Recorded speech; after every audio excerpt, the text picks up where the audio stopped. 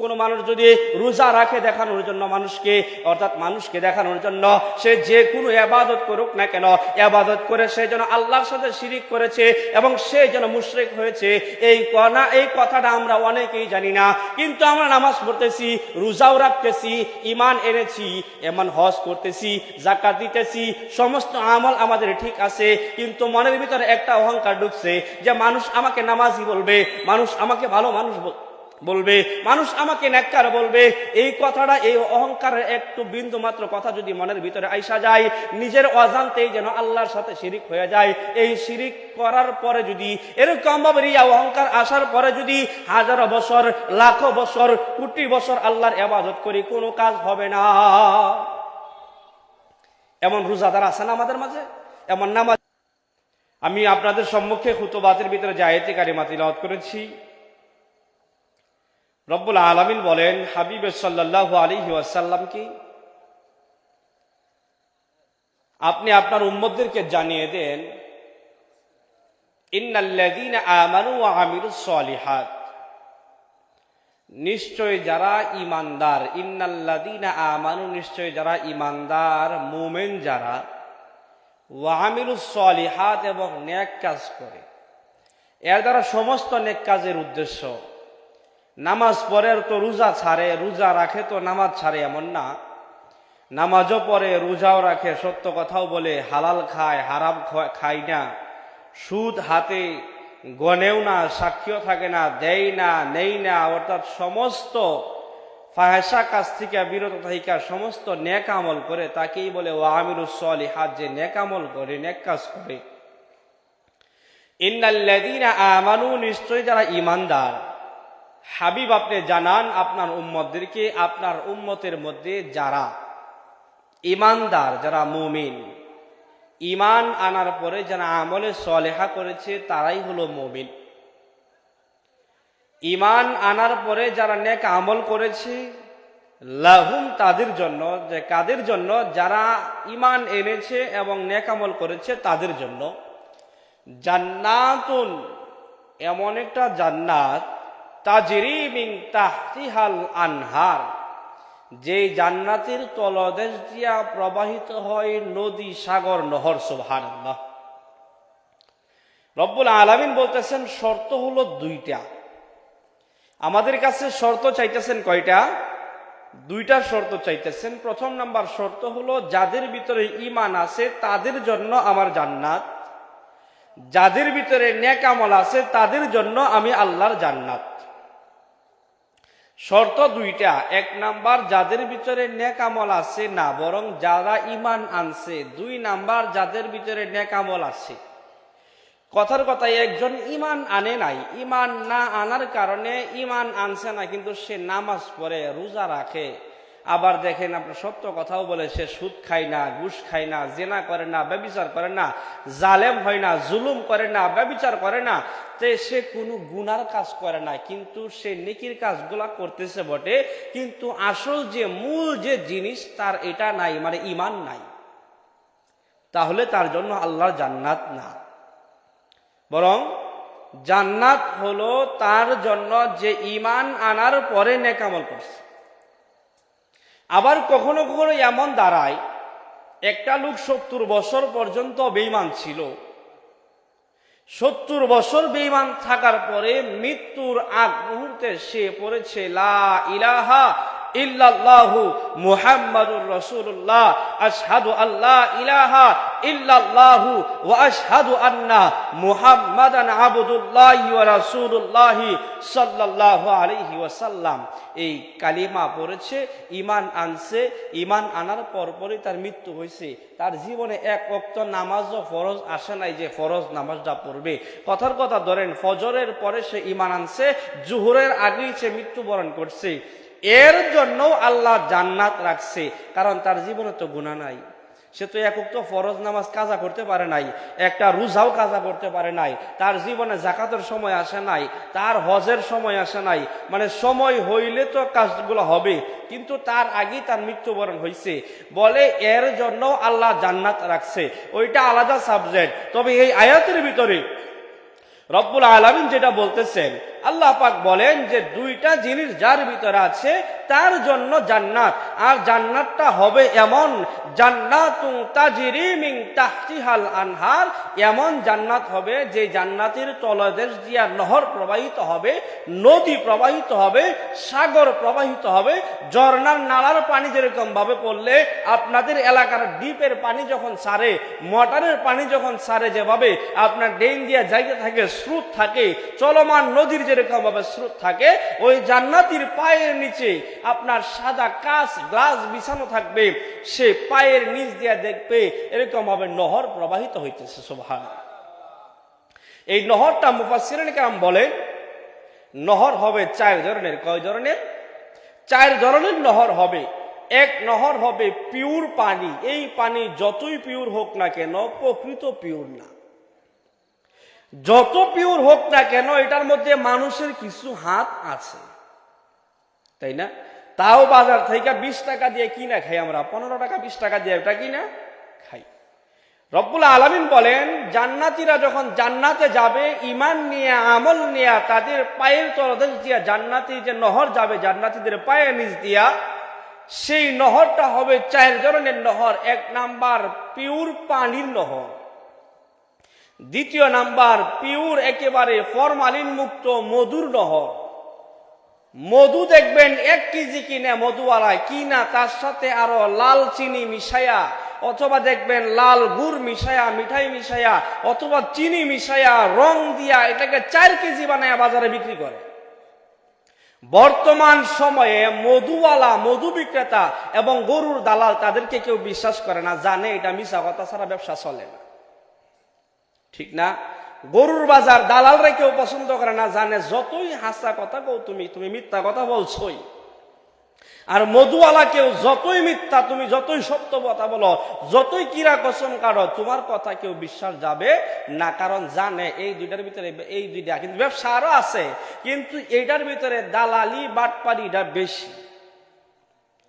কিন্তু আল্লাহ পাক বলেন জান্নাতীদের পায়ের তলদের যে নহর যাবে সেই নহরটা এত পিওর হবে, মধু চলমান চলতেছে চলতেছে, কোনোদিন শেষ হবে না। 1 নাম্বার পিওর পানির নহর, 2 নাম্বার পিওর মধুর নহর, 3 নাম্বার পিওর দুধের নহর, একেবারে ফরমালিন মুক্ত দুধ।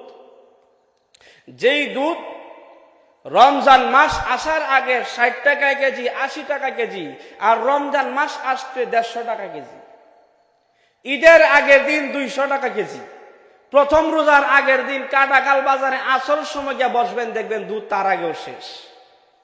কারণ কি? সবাই একটু দুধ দিয়ে ভাত খাবে, আর যার দুধ আছে সেও একটা কৌশল করছে, আজকে 200 টাকার নিচে কেজি বেচবো না। এই দেখেন, এই যে তারা জুলুমটা করলো সাধারণ মানুষের উপর, এটা তো ফরমালিন যুক্ত। আবার বহু দুধওয়ালা, বহু গোয়াল এমন আছে 1 কেজি দুধের সাথে আধা পোয়া পানি, 1 পোয়া পানি, আর দুধটা যদি বেশি ঘন হয় তাহলে আধা কেজি পানি মিক্সার করে। 3 নাম্বার বলেন একেবারে পিওর, একেবারে পিওর দুধের নহর যাবে পায়ের তলদেশ দিয়া। 4 নাম্বার মদের নহর। এখন বলতে পারেন হুজুর দুনিয়ায় মদ খাওয়া নিষেধ, আর আখিরাতে আল্লাহ জান্নাতীদের পায়ের নিচ দিয়া মদের নহর দিবে, এত সুসংবাদ কিভাবে দিতেছেন? মদ এক সময় ইসলামে জায়েজ ছিল। উমরে ফারুক রাদিয়াল্লাহু তাআলা আনহু মদ খেয়ে নামাজে দাঁড়াইছেন। নামাজে দাঁড়ানোর পরে সে সূরা কাফিরুন তেলাওয়াত করতেছিলেন, লা আ'বুদু মা তা'বুদুন, এটা তেলাওয়াত করতেছিলেন। এক জায়গায় একটা অক্ষরের পরিবর্তনে অন্য একটা অক্ষর বলছেন বা বলছেন না, অর্থ পরিবর্তন হয়ে গেছে।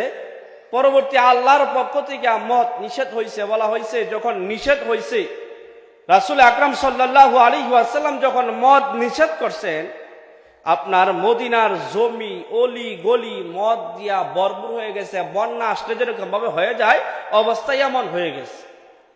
রব্বুল আলামিন বলেন 4 নাম্বার মদের একটা নহর থাকবে। 1 নাম্বার রব্বুল আলামিন 2টা জিনিস চেয়েছেন।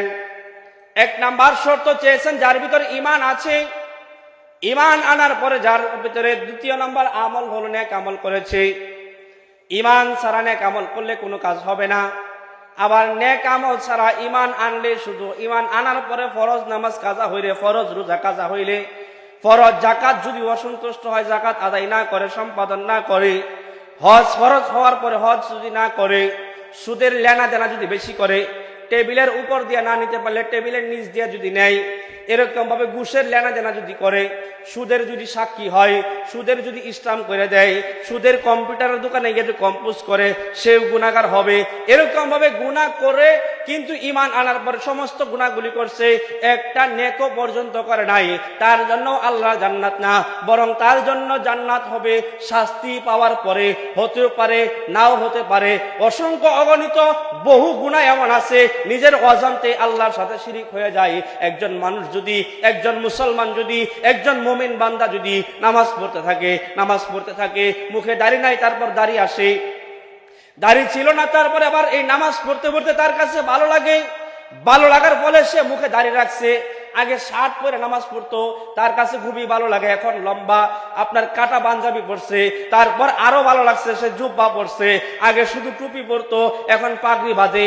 এরকম ভাবে সমস্ত নেক আমল গুলা সে করে, করার পরে কিন্তু তার ভিতরে হঠাৎ করে একটা অহংকার ঢুকে গেছে যে আমি যে নামাজ পড়ি আমাকে মানুষ মুসল্লি বলবো, আমি যে নামাজ পড়ি আমাকে মানুষ নামাজি বলবে, আমি যে রোজা রাখি আমাকে মানুষ রোজাদার বলবে, আমি যে হজ করে এসেছি আমাকে মানুষ হাজি বলবে, আমি যে আপনার যাকাত দেই মানুষ আমাকে দানবীর বলবে। এই কথা আমরা অনেকেই জানি না। কেউ যদি নামাজ পড়ে আল্লাহকে না দেখাইয়া যদি মানুষকে দেখানোর জন্য, কেউ যদি রোজা রাখে আল্লাহর সন্তুষ্টির জন্য না করে যদি মানুষের সন্তুষ্টির জন্য, মানুষকে দেখানোর জন্য রোজা রাখে, কেউ যদি মাহফিলে একজন 50,000 টাকা দান করছে, আরেকজন যদি মনে করে কলির মধ্যে যদি 50,000 দিতে পারে, আমি কেন 1 লক্ষ দিতে পারবো না? আমিও মানুষকে দেখাই আমারও টাকার অভাব নাই, আমিও মানুষকে দেখাবো যে আমিও 2 লক্ষ দিতে পারি, আমিও 1 লক্ষ দিতে পারি। কোনো কারণে যদি কেউ মানুষকে নামাজ পড়ায় দেখানোর জন্য, কোনো মানুষ যদি রোজা রাখে দেখানোর জন্য মানুষকে, অর্থাৎ মানুষকে দেখানোর জন্য, সে যে কোনো ইবাদত করুক না কেন, ইবাদত করে সে যেন আল্লাহর সাথে শিরিক করেছে এবং সে যেন মুশরিক হয়েছে, এই কথাটা আমরা অনেকেই জানি না। কিন্তু আমরা নামাজ পড়তেছি, রোজাও রাখতেছি, ঈমান এনেছি, এমন হজ করতেছি, যাকাত দিতেছি, সমস্ত আমল আমাদের ঠিক আছে, কিন্তু মনের ভিতরে একটা অহংকার ঢুকছে যে মানুষ আমাকে নামাজি বলবে, মানুষ আমাকে ভালো মানুষ বলবে, মানুষ আমাকে নেককার বলবে।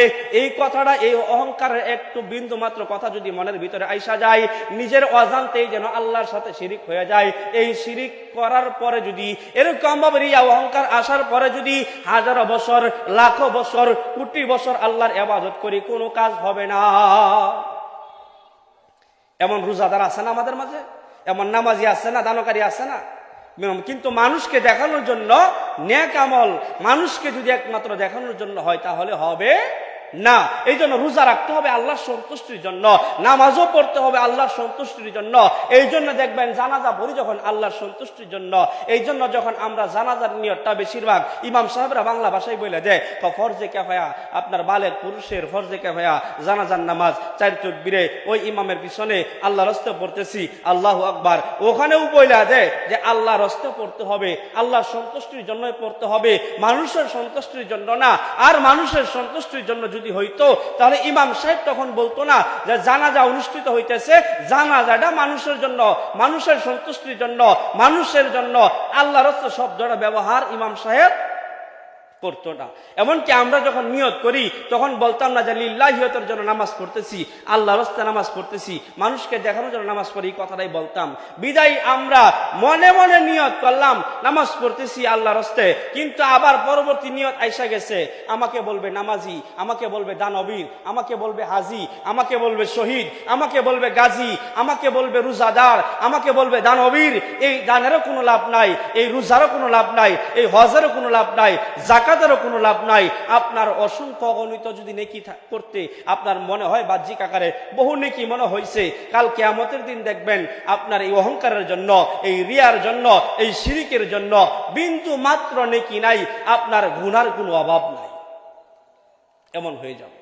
এই জন্য রব্বুল আলামিন শর্ত দিয়েছেন একটা, যার ভিতরে ঈমান আছে, দ্বিতীয়তে শর্ত দিয়েছেন যার ভিতরে নেক আমল আছে। অন্য এক আয়াতে বলেন, মান আমিলা সলিহান মিন যাকারিন আও উনসা হুয়া মুমিন ফালানুহইয়ান্নাহুম হায়াতান তাইয়্যিবা। রব্বুল আলামিন বলেন, মান আমিলা সলিহান মিন যাকারিন আও উনসা, একটা মানুষ নেক আমল করতেছে, সে হোক মহিলা, সে হোক অথবা পুরুষ, তাতে কোনো আফসোস নাই, কিন্তু সে হয়ে যাবে মুমিন, সে হবে কি মুমিন। এখন যদি কেউ যদি আল্লাহর দেখানোর ব্যতীত, আল্লাহর সন্তুষ্টি ব্যতীত মানুষকে দেখানোর জন্য নেক আমল করে, সে কি মুমিন হবে? মুমিন হবে না। এক লোক সারাদিন একটা দিন মজুর আনছে 500 টাকার বিনিময়, তুমি আজকে আমার মরিচ ক্ষেত নিরাইয়া দিবা, দিন শেষে তোমার রাত্রেবেলা 500 টাকা দিব। এখন মরিচ ক্ষেত সে না নিরাইয়া বলতেছে, দিন তো এরকম ভাবে সূর্য উঠছে, সূর্য তো ডুববে, আমি যদি জমিনের লাইনে শুয়ে ঘুম পারি তাও দিন যাবে, আমি যদি আবার আপনার জমিন যদি নিরাই তাহলে দিন যাবে, মালিক তো বাড়িতে, আমি তো জমিনে, আমি জমিন না নিরাইয়া আমি আবার জমিনে আপনার ওই শ্রেণী দিয়া না খুঁচাইয়া আমি ঘুম পারি। এখন সকাল থেকে সন্ধ্যা পর্যন্ত ঘুম পাড়ছে, বিকেলবেলা গিয়া বলে, আমি তো আপনার জমিনে সারাদিন কাটাইছি, আমাকে বিল দেন। বলছে, সারাদিন তো কাটাইছ, আমার জমিন কি খুঁচাইছ তুমি? যেন জমিন তো খুঁচাই নাই, জমিনের আইলে শুয়ে ঘুম পাড়ছিলাম। ওই মালিক কি তারা টাকা দিব? কেন দিবে না? সে তো তার জমিনেই ছিল, তার যে কর্ম করার কথা ছিল সেই কর্ম সে করে নাই। তদ্রূপ ভাবে সূর্য উঠতেছে, সূর্য ডুবতেছে, দিন যাইতেছে, রাত্র আসতেছে, আপনার সপ্তাহ যাইতেছে, আবার মাস আসতেছে, বছর যাইতেছে, যুগ আসতেছে, জীবন একজনের যাইতেছে, আরেকজনের আসতেছে, এরকম ভাবে হায়াত তো যাইতে আছে। আসমানের নিচে আছি, জমিনের উপরে আছি, আমার তো হায়াত চলেই যাইতেছে। আল্লাহর দেওয়া আসমান, আল্লাহর দেওয়া জমিন, এই জমিনের উপরে আছি, আসমানের নিচে আছি, তবে আবাদতটা কি করা লাগে? এমন যদি কিছু আমরা গয়রা শামসু থাকি যে না আপনার কি ইবাদতের প্রয়োজন নাই, আল্লাহ দুনিয়ায় পাঠাইছে, জন্ম দিছে, আবার মৃত্যু দিব, ইবাদতের কি প্রয়োজন আছে, এমন গয়রা শামসুর মতো যদি আমরা বলি, তাহলে কি কাজ হইব? যেরকম ভাবে সারাদিন শেষে দিন মজুরা যেরকম ভাবে মালিকে 500 টাকা দিবে না, আমার আপনারও আল্লাহ বিনিময় জান্নাত দিবে না, দিবে। ওই যে দিন মজুর বলবো, ঘাড় ধাক্কা ধরে ঘর থেকে বাড়ি করে দিব, যাও বেটা, টাকার কি প্রয়োজন বেটা, আমার কাজ করছো তুমি, কিসের টাকা? লজ্জা করে না? ঘৃণা করে না তোমার? তদ্রূপ আল্লাহ আমাদের বিনিময় দিব। ফেরেশতা মালিকরে কইব যে নিয়ে যাও, নিয়ে যাও, তার চেহারা আমার দেখতে মন চায় না, চলে যাও, নিয়া জাহান্নামে ইন্ধন খানায় একটা ডিল দিব, বলবো থাকো, খালিদিনা ফিহা লা ইয়াবগুনা আনহা হিওয়ালা, বের হতে হবে না। আবার আরেক দলকে বলবে জান্নাতে প্রবেশ করো, বের হইতে হবে না। কিয়ামতের দিন আল্লাহ পাক রব্বুল আলামিন মানুষকে 4 ভাগে বিভক্ত করবেন। কয় ভাগে? 4 ভাগে বিভক্ত করবেন। এক ভাগ হবে, রাসূল আকরাম সাল্লাল্লাহু আলাইহি ওয়াসাল্লাম বলেন, আল্লাহ পাক রব্বুল আলামিন হাবিবে সাল্লাল্লাহু আলাইহি ওয়াসাল্লামের কাছে বলেছেন হাদিসে কুদসিতে, ইয়া রাসূলুল্লাহ, আপনার উম্মত থেকে আমি 70,000 উম্মত একেবারে বিনা হিসাবে বিনা সওয়াল জবে আমি আল্লাহ জান্নাতে প্রবেশ করাইব। সুবহানাল্লাহ। এই হাদিস খানা আবার সাহাবীদের কাছে বর্ণনা করছেন। ওমরে ফারুক রাদিয়াল্লাহু তাআলা আনহু বলছেন, ইয়া রাসূলুল্লাহ, আল্লাহ পাক যখন আপনাকে বলল আপনার উম্মত থেকে 70,000 উম্মত বিনা হিসাবে আল্লাহ জান্নাতে দিবে, তারপর আপনি আল্লাহর কাছে এশকাল করলেন না কি জন্য? সওয়াল করলেন না কি জন্য? আপনি এটার প্রমোশন করলেন না কি জন্য? ইয়া রাসূলুল্লাহ, আপনি এই জন্য কি জন্য বলেন না এটা বলেন।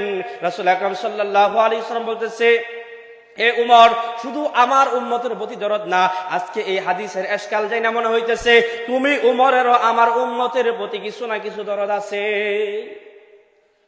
হে উমর শুনো, আল্লাহ পাক রব্বুল আলামিন যখন বলছেন আমাকে, ইয়া রাসূলুল্লাহ, বন্ধু আমার, হাবিব আমার, আপনার উম্মত থেকে 70,000 মানুষ, 70,000 উম্মত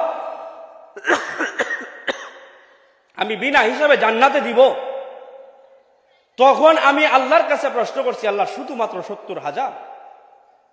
আমি প্রশ্ন করছি, ইয়া রাসূল আল্লাহ, শুধুমাত্র 70,000? আল্লাহ পাক এর প্রতি উত্তরে বলছেন, 70,000 দিয়া পূরণ করলে প্রত্যেক হাজারে আরো 70,000, 70,000-এর ভাগ করলে 1000 করে 70 ভাগ হয়। প্রত্যেক 1000 ইয়া রাসূলুল্লাহ আপনি হাবিব আমার, দুস্থ আমার, বন্ধু আমার, অন্যান্য নবীদের কালিমা লেখছি, লা ইলাহা ইল্লাল্লাহ মুসা কালিমুল্লাহ লেখছি নিচে, লা ইলাহা ইল্লাল্লাহ ইব্রাহিম খলিলুল্লাহ লেখছি নিচে। আপনার আমার নামের মধ্যে, গুণের মধ্যে, বন্ধুর মধ্যে, দুস্থর মধ্যে, প্রিয় মানুষের মধ্যে এত একটা গভীর সম্পর্ক। আমি আল্লাহ লা ইলাহা ইল্লাল্লাহ লেখছি ডান দিকে, মুহাম্মাদুর রাসূলুল্লাহ লেখছি বাম দিকে। আমি আল্লাহর নাম লা ইলাহা ইল্লাল্লাহ 12 অক্ষর, আপনার নাম মুহাম্মাদুর রাসূলুল্লাহ 12 অক্ষর। আমি আল্লাহর নাম লা ইলাহা ইল্লাল্লাহ একেবারে নক্তাবিহীন, মুহাম্মাদুর রাসূলুল্লাহ একেবারে নক্তাবিহীন। এত পরিমাণ মিল রাখছি। আপনি যেহেতু আমার কাছে ইশকাল করছেন কতটুক, তাহলে আপনার 70,000 উম্মতকে 70 ভাগে ভাগ কইরা যতটুক হয় তাকে আবার প্রত্যেক 70,000 কইরা 7 7 49 এই হাদিসের গুণ দিলে বোঝা যায় কাল কিয়ামতের দিন রাসূল আকরাম সাল্লাল্লাহু আলাইহি ওয়াসাল্লাম হাদিস দ্বারা বোঝা যায় আল্লাহ পাক রব্বুল আলামিন 490 কোটি উম্মত বিনা হিসাবে জান্নাতে দিবেন।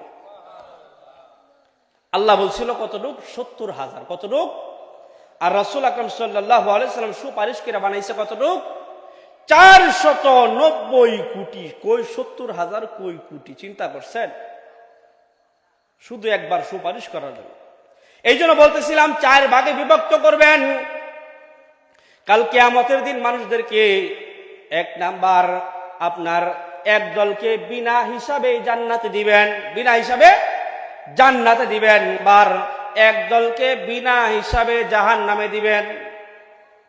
প্রথম নাম্বার দল, এক দল বিনা হিসেবে জান্নাত নাই, বাম হাতে গুনাহ আছে হালকা হালকা। একজন মানুষ, প্রথম নাম্বার, ডান হাতে নেকির অভাব নাই, বাম হাতে গুনাহ নাই, এদেরকে বিনা হিসাবে আল্লাহ জান্নাত দিবে। দ্বিতীয় নাম্বার গ্রুপ, বাম হাতে গুনার কোনো অভাব নাই, ডান হাতে একেবারেই নেকি নাই, বলবো তোমাদের হিসাব ডাকি নিব, চলে যাও জাহান্নামে, তাদের বিনিময়ে জাহান্নাম। 2 দল। তৃতীয় নাম্বার দল, সহজ হিসাবে তাদেরকে জান্নাত দিবেন। একটা লোক 20 বছর টানা ফজরের নামাজ ছাড়ে নাই, এশার নামাজ ছাড়ে নাই, মাগরিবের নামাজ ছাড়ে নাই, আসরের নামাজও ছাড়ে নাই, জোহরের নামাজও ছাড়ে নাই, রমজানের রোজাও ছাড়ে নাই, হজও ছাড়ে নাই, যাকাতও ছাড়ে নাই, সত্য কথা বলছে, সমস্ত নেক আমল করেছে, কোনো নেক আমল নামা থেকে ছুটে নাই। কিন্তু হঠাৎ 20 বছর পরে তার একটা মেয়ে বালেগা হয়েছে, বালেগা হওয়ার পরে বিয়ে দিন হয়েছে, বিয়ের দিন কোনো কারণে রাত্রেবেলা 11টা 12টা 1টা বাজে মনে করেন যে আঞ্জাম আয়োজন শেষ করে যখন ঘুমাইছে, ফজর নামাজটা কোন কারণে খুঁজ পাই নাই, চেতন পাই নাই। চেতন না পাওয়ার কারণে তার কি ফজর নামাজটা কাজা হয়ে গেছে। এখন টাইনা দেখছে 20 বছরে কোনো নেকি নাই, 20 বছরে কোনো গুনাহ নাই, শুধু নেকি আর নেকি, শুধু নেকি আর নেকি। কিন্তু আল্লাহ পাক জানে যে এটা ভুলক্রমে ফজর নামাজটা ছুটে গেছে, ভুলক্রমে একটা রোজা নষ্ট হয়ে গেছে, ভুলক্রমে একটা গুনার কাজ করে ফেলাইছিল, ওটা ফাঁকে দিয়া বলবো যাও, এতগুলা যখন নেকি পাইলাম, 1টা 2টা গুনাহ পাইলাম, গুনাহগুলি মাফ করে দিলাম, তুমি জান্নাতে চলে যাও। তৃতীয় নাম্বার, সহজ হিসাবে আল্লাহ জান্নাত দিবেন। চতুর্থ নাম্বার, সহজ হিসাবে আল্লাহ জাহান্নাম দিবেন। এখন কি কথার কথা, একটা লোক 1 কেজি গুড় কিনছে, যেটা পানি পানি জোলা গুড় বলি আমরা, এই গুড় কিনছে, এই গুড় কিনা 1 মন আবার আরেক পদের গুড় কিনছে, তার সাথে গুঁড়ো বালু বালু কণা, জোলা গুঁড়ো কণা কণা, আবার চাক্কা যেটা ওইটা বাংলেও বালু হয়, কণা কণা বের হয়। এখন বলতেছে এগুলাও বালুর কণা, ওইগুলাও বালুর কণা। এখন বালুর চড়ান থেকে আর 2 কেজি বালু নিছে। কি নিছে? 2 কেজি বালু নিয়ে এগুলার সাথে মিক্সার করছে, মিক্সার করে বাজারে বিক্রি করতে গেছে। সে আসলে ধরা খাবে না, কারণ 40 কেজি আর হলো 1 কেজি, 41 কেজির সাথে 2 কেজি মাত্র মিলায় হয়েছে 43 কেজি। এটা ধরা খাওয়ার সম্ভাবনা একেবারেই কম। এই জন্যই দুধওয়ালারা বাটপারি করে 10 কেজির সাথে 1 কেজি দিলে ধরতে পারতো না, কিন্তু টাকা 70টা আমার বাড়তেছে। এই জন্য কি বাটপারির পথ তারা সহজ। যেরকম ভাবে আপনার 1 কেজি আরো হলো 40 কেজি, 41 কেজির সাথে যদি 2 কেজি বালু মিশায় বা একেবারে ময়লা আবর্জনা মিক্সার করে, এটা ধরার কোনোই নাই। এই 2 কেজি হইলো 160 টাকা কেজি গুড় হইলে এই 2 কেজি বালু কণার ওজন 160 টাকা কেজি। কারণ কি, দামি গুড়ের সাথে নর্মাল জিনিস ছিল, এখন এটা মিক্সার করে দিছে, এখন বালু কণা ময়লাও কি 160 টাকা কেজি চলে গেছে। এটা হলো 3 নাম্বারটা। ওই যে আমল সব করছে কিন্তু ফাঁকেটা 2টা ছুটে গেছে, আল্লাহ মাফ করে জান্নাতে দিয়ে দিচ্ছে। আর 4 নাম্বারটা হলো 2 কেজি আসল গুড়, 40 কেজি ময়লা আবর্জনা। এখন যদি এটা বাজার নিয়ে যায় কেউ কিনবো, তাহলে দেখাই আগে মানুষ কি দূরে চলে যাবো, ময়লা ময়লা, এখানে গুড় আছে এটা দেখবই না, বুঝা যায় না, বুঝার ভাও থাকবে না, এটা শুধু ময়লা এতটুকুই দেখা যাবে। কিন্তু আগের যন্ত্র গুড়ের সাথে ময়লা মিক্সার করছে, এও ময়লা মিক্সার করছে, সে 140 কেজি বা 40 কেজির সাথে 1 কেজি বা 2 কেজি, আর সে 1 কেজি 2 কেজি গুড়ের সাথে ময়লা মিক্সার করছে 40 কেজি। এখন মনে করেন একজন নামাজও পড়ে না, রোজাও রাখে না, হজও করে না, জাকাতও দেয় না, সুদের লেনাদেনা করে, ঘুষের লেনাদেনা করে, এলাকায় যদি একটা মানুষ একজন সর মারে, হাতে ধরলেই মাপ চাইলে মাপ হয়ে যা, কিন্তু এটা বাড়াইতে বাড়াইতে 3 গ্রাম সালিশ করিয়া 20,000 টাকা জরিমানা দে, হে জালেম সাজে, জুলুম কইরা, এমন পাপের তার লিস্টির মধ্যে অভাব নাই, এমন পাপের অভাব নাই তার লিস্টির মধ্যে। এখন সে চিন্তা করতেছে, ওই যে তার গুরুলার দশা হইছে আপনার, তার মাঝে মাঝে একটা আমল আছে, ওই যে আপনার যে নেতা মানুষ জানাজা না হলে শরম, অমুক নেতা তো জানাজা তাইছে না, এখন জানাজা পড়তে যা, নেতা মানুষ ঈদগাহ মাঠের সভাপতি, এখন না গেলে ইজ্জত যা, এখন আবার ঈদগাহ মাঠে গেছে, আবার শুক্রবারে মসজিদে হ্যাঁ সভাপতি দেয় না, হ্যাঁ তো বাটপার সিটা, মানে হ্যাঁ সভাপতি দিব কেলা, মসজিদের সভাপতি দিব কে শেয়ার আর সেক্রেটারি, তারা কেলা দিতেছে, 5 ওয়াক্ত নামাজ পড়ে না, জুম্মা পড়তে আসে না, এখন দায়িত্বও নাই, সে এখানে আসার কোনো মানেও বুঝে না। আজকে সভাপতি থাকতাম যাইতাম, কেশিয়ার থাকতাম যাইতাম, আমার মসজিদে যাওয়ার কি দরকার, আমি ঈদগাহ মাঠের সভাপতি, ঈদের নামাজে যাবো, আমি নেতা মানুষ, আমি জানাজার নামাজ যাবো। এখন আমল গাইটা দেখে শুধু পাপ শুধু পাপ শুধু পাপ, 2 বছর পরে একটা জানাজার নেকি আছে, আবার দেখছে আরো 5 বছর পরে একটা কি ঈদের নামাজের নেকি আছে, আর বাকি 2 ঈদের নামাজ মাঝখানে পড়ছে ওযু ছাড়াই, জানাজার নামাজ পড়ছে ওযু ছাড়াই, দেখছে গিয়া কাতার খাড়ায় পড়ছে, এখন ওযু করলে সময় যায়, এখন গিয়া বলছে ওযু করে আসছে, নাহলে জামাই আপনার কি নেতা মানুষ ইজ্জত যা। এই বছর 20 বছর ঘুরে দেখে 2টা 3টা নেকি আছে, আর বাকি সব শুধু পাপ শুধু পাপ। বলো তোমার হিসাবটা কি করবো, শুধু পাপ শুধু পাপ, নেকির কোনো আভাসই নাই, নেকির কোনো ছোঁয়াই না, যাও তোমার জাহান্নাম। এই জন্য কিয়ামতের দিন রব্বুল আলামিন মানুষকে 4 ভাগে বিভক্ত করবেন। 1 নাম্বার শুধু নেকির কারণে বিনা হিসেবে জান্নাত, 2য় নাম্বার শুধু গুনার কারণে বিনা হিসেবে জাহান্নাম, 3য় নাম্বার কিছু গুনাহ আর বাকি সব নেক, সহজ আমল সহজ হিসাবের জন্য আল্লাহ জান্নাত দিবে। আর 4র্থ নাম্বার আপনার কি একেবারে শুধু গুনাহ নেকি, এই যে বছরে 2 বছরে 20 বছরে 30 বছরে একটা, এই জন্য তার বিনিময় জাহান্নাম। আবার মানুষকে দাঁড় করাবেন 3 ভাগে বিভক্ত করে, 2 ভাগে বিভক্ত করবেন। যারা আপনার বেঈমান, কাফের, মুনাফিক, মুশরিক, কাজ্জাব, এদের কিয়ামতের দিন পা থাকবে উপর দিকে আর মাথা থাকবে নিচের দিকে। এখন বলতে পারেন আমরা তো জীবন ভরা পা দিয়ে হারছি, কাল কিয়ামতের দিন বেঈমান, মুনাফিক, মুশরিক, কাজ্জাব, মুরতাদ, তাদেরকে আপনার মাথা নিচ দিয়া পা উপর দিবে, এটা কিভাবে সম্ভব? উত্তর হলো, আল্লাহ যদি পা দিয়ে হাঁটাইতে পারে, আল্লাহ মাথা দিয়েও হাঁটায়। আর 2য় নাম্বার, নেক আমলকারীদেরকে পা নিচ দিকে থাকবে, মাথা উপর দিকে থাকবে, আমরা স্বাভাবিকভাবে যেরকম ভাবে চলি। এখন মুরতাদ কারা? আল্লাহ পাক রব্বুল আলামিন বলছেন নামাজ পড়ো, সে নামাজ পড়ে না। রব্বুল আলামিন বলছেন স্ত্রীর অর্ধেক, স্বামীর 2 ভাগ, ভাইয়ের 2 ভাগ, বোনের 1 ভাগ। এখন সে বলে নারী পুরুষ সমান অধিকার। আল্লাহ পাক রব্বুল আলামিন বলছেন আরেক আয়াতে, ওয়াকারনা ফি বুয়ুতিকুন্না ওয়ালা তাবাররাজনা তাবাররুজাল জাহিলিয়াতিল উলা। রব্বুল আলামিনের বিধান হলো মহিলারা তোমরা তোমাদের বাসস্থানের ঘরে থাকবা। 5টা জিনিস হলো মহিলাদের সাথে সম্পৃক্ত। 1 নাম্বার, প্রত্যেক মাসে 3 দিন, 4 দিন, 5 দিন, 6 দিন, সর্বোচ্চ 7 দিন মাসিকের একটা নিয়ম, এটা কোনো পুরুষের হয় না। প্রত্যেক মাসে মা বোনদেরকে এই কষ্টটা ভোগ করতে হয়। এখন মনে করেন একটা মহিলা ডাইভিং করতেছে আর ওই দিক দিয়ে তার মাসিক হইতেছে, কি তার জন্য কষ্টকর না? শান্তি হলো তার ঘরের জায়গা, তার আবাসস্থল বাসস্থান হলো তার জন্য শান্তি। দ্বিতীয় নাম্বার, একটা মহিলা বিয়ের পর তার গর্ভ ধারণ করা, এটা কি তার জন্য শান্তি? গার্মেন্টস ফ্যাক্টরি, রাস্তাঘাট, না তার ঘরের বাসস্থান? অবশ্যই তার ঘরটা তার জন্য শান্তিময়। 2 নাম্বার। তৃতীয় নাম্বার, প্রসব বেদনার সময় তার জন্য কি আপনার গার্মেন্টস ফ্যাক্টরি, সংসদ ভবন তার জন্য ভালো হবে, না তার ঘরের আবাসস্থল ভালো হবে? অবশ্যই তার ঘরটা ভালো হবে তার জন্য। 3 নাম্বার। আপনার 4 নাম্বার হলো বাচ্চাকে দুধ পান করানোর জন্য রাস্তাঘাট সুবিধা না ঘর সুবিধা? অবশ্যই ঘর সুবিধা। বলেন না, কথা বুঝছেন না বিষয়টা? একটা মহিলা বাচ্চাকে দুধ পান করাবে 30 সাল মেন রোডে না বাড়িতে? অবশ্যই মেন রোড তার জন্য শোভনীয় না অশোভনীয়? বরং ওখানে দুধ পান করাইলে মানুষ অন্য কিছু বলবে, আর তার জন্য শোভনীয় আপনার হলো তার ঘর। 5 নাম্বার, একটা সন্তানকে মানুষ করতে পারে মা, বাবা কখনো পারে না। কারণ বাবা থাকে হাটে বাজারে, গ্রামে গঞ্জে, বাবা কর্ম নিয়ে ব্যস্ত থাকে, মা থাকে ঘরে সন্তান পালন করার জন্য মহিলার সাথে সম্পৃক্ত। এই জন্য মেয়েদেরকে 5টা জিনিস ঘরের সাথে সম্পৃক্ত। তার মাসে 4-5 দিন, 5 দিন, 6 দিন, 7 দিন কষ্ট ভোগ করা, এটা ঘরে তার জন্য শোভনীয়, বাহিরে তার জন্য অশোভনীয়। আপনার গর্ভধারণ করা, গর্ভধারণের পরে ঘরে থাকা তার জন্য শোভনীয়।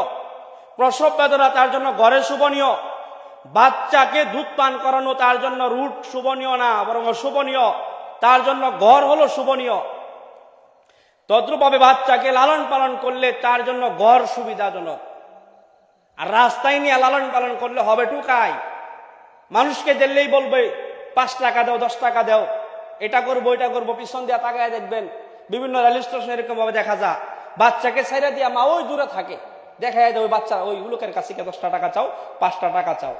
এই জন্য পাক সাফ তার জন্য ভালো হবে তার ঘর। এখন আল্লাহ বলছে ঘরে থাকো, আবার কিছু মানুষ বলে নারী পুরুষ সমান অধিকার।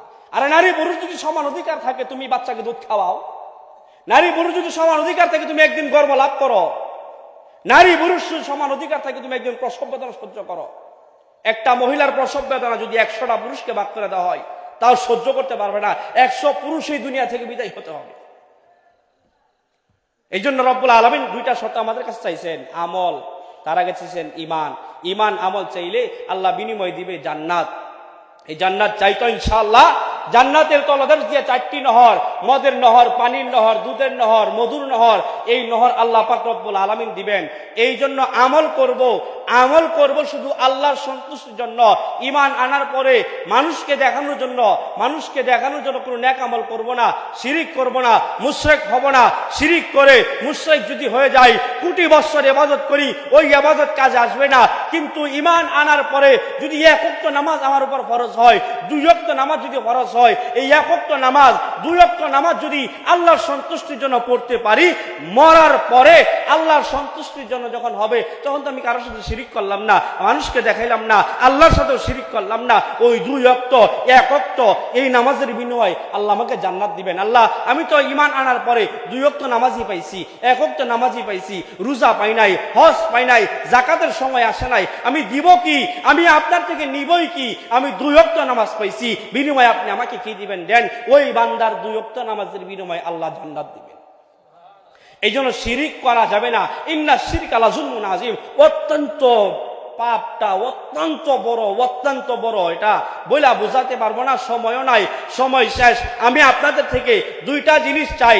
1 নাম্বার, ঈমান তো সবাই আনছি না? প্রত্যেকেই ঈমান আনছি। প্রত্যেকেই একেবারে ঘন কালিমা পড়বেন, ঈমান আবার নবায়ন করবেন, জিকির করবেন। ঈমান আনতে হলে, ঈমানকে নবায়ন করতে হলে জিকির করতে হবে। আর 2 নাম্বার, নেক আমল। কেউ নেক আমল ছাড়বো না। আর নেক আমল, সমস্ত নেক আমল আল্লাহর সন্তুষ্টির জন্য করব, বান্দাকে দেখানোর জন্য না, কাউকে দেখানোর জন্যই করব না। শুধু একমাত্র দেখাবো কাকে?